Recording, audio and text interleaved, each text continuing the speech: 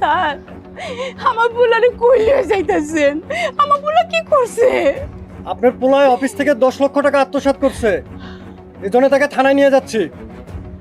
আমি আপনার সব টাকা দিয়ে দিব, আপনি ওকে নিয়ে যান না প্লিজ। দিয়ে দিবেন বললেই তো দিয়ে দেওয়া যায় না। থানায় অফিসের লোক বসে আছে, টাকা দিয়ে দেন, আপনার ছেলেকে ছেড়ে দিচ্ছি। বাবা আমরা 10 লক্ষ টাকা একসাথে কই থেকে দেবো?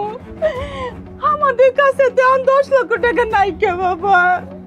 আমাকে কয়দিন সময় দেন, আপনাকে 10 লক্ষ টাকা দিয়ে দেবো। থানায় আপনার ছেলের অফিসের লোক বসে আছে, তাহলে কয়েকদিন পরে আপনি টাকা দিয়ে আপনার ছেলেকে থানা থেকে নিয়ে আসেন।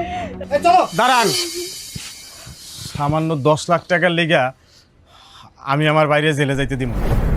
আপনাকে আমি শাহেদের বড় ভাই।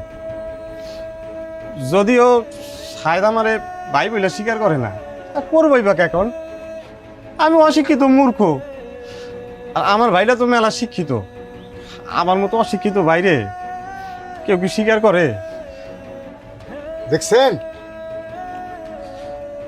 আপনি আপনার ছেলেকে দেখছেন? আপনার সৎ ছেলে আজকে তার ছোট ভাইয়ের এই বিপদের দিনে পাশে এসে দাঁড়াইছে। সে তার মায়ের জমি বিক্রি করে 10 লাখ টাকা জোগাড় করে আনছে তার ছোট ভাইকে বাঁচানোর জন্য।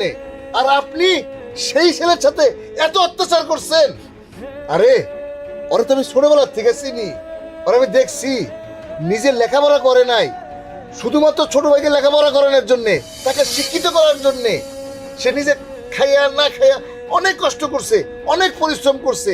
ও এই সংসারের জন্য কি করছে এটা শুধু আমি না, এই গ্রামের মানুষ সবাই জানে। আর আপনি সেই পোলার সাথে এমন অত্যাচার করছেন, এত খারাপ ব্যবহার করছেন। ছি, আপনারা মানুষগুলো ভাবতে আমার কষ্ট হইতেছে। অফিসার, আপনি আমার সাথে চলেন, ব্যাংকে গিয়া আপনার 10 লাখ টাকা দিয়ে দিতেছি। চলেন আপনি আমার সাথে। ঠিক আছে চেয়ারম্যান সাহেব, আপনার কথার উপরে আমি ওনাকে ছেড়ে দিলাম, চলেন।